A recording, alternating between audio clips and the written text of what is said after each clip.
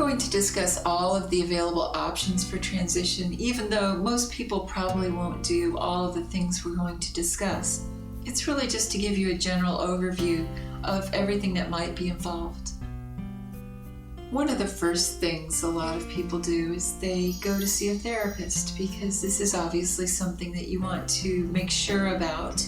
And it's important to really discuss your feelings with somebody who's a professional who's had some experience. A lot of professionals who deal with gender variant people follow the standards of care.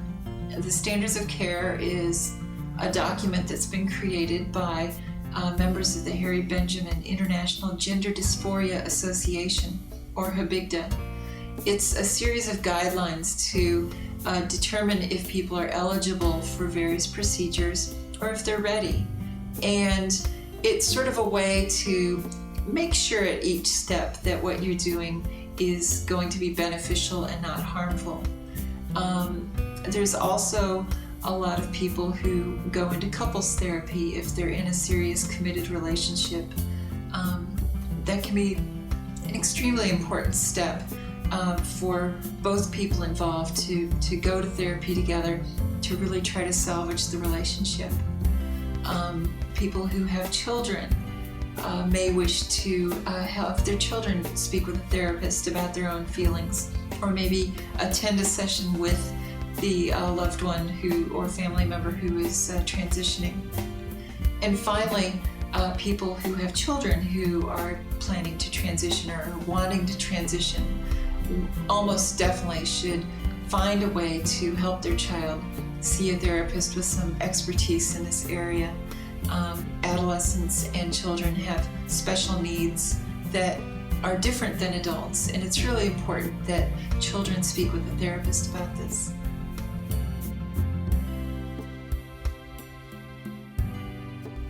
The next thing I want to discuss are the medical options that are available for people who transition.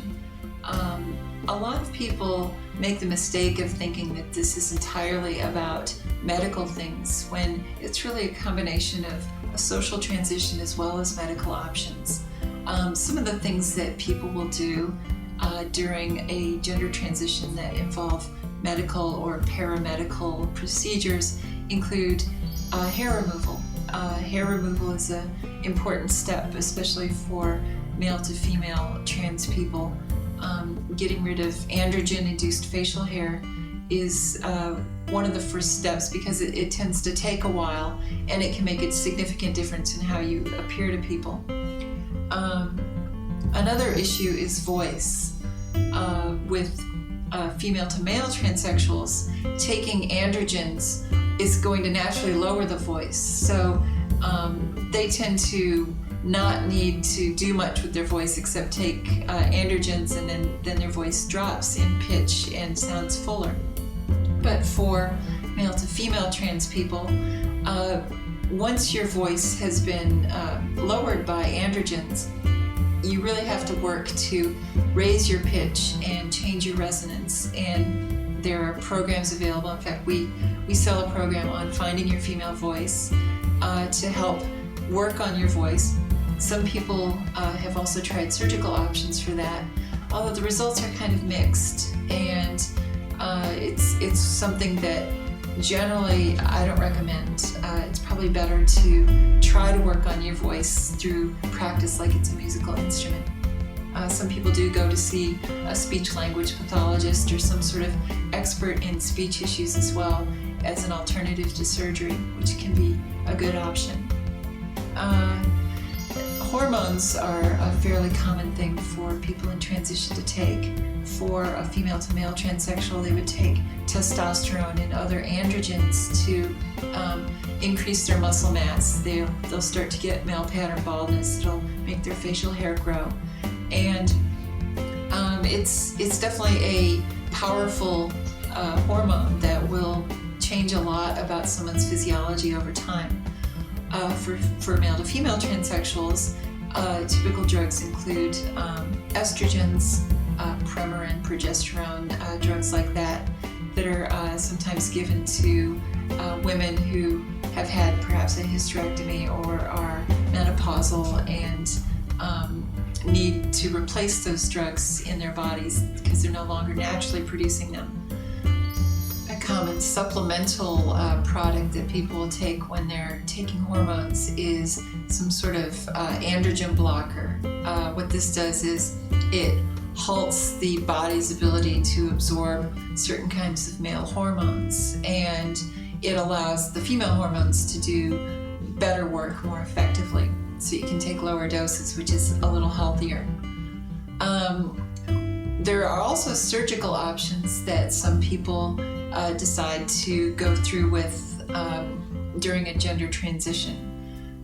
For female to male transsexuals, there are two basic procedures that get done. One is top surgery, where the breast tissue is removed to make it look like a male chest, or bottom surgery, which is less common because it's an expensive procedure and it's difficult to perform.